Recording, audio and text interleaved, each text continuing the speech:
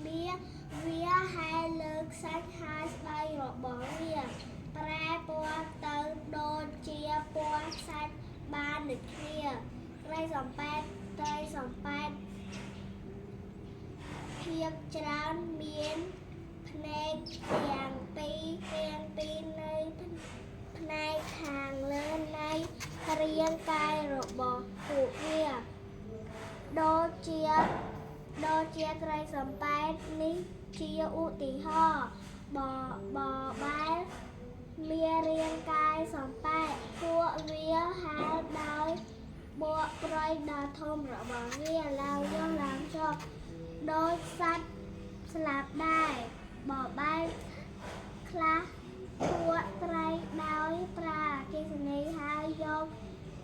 ត្រីនោះធ្វើជាអាហារ Goodbye teacher everyone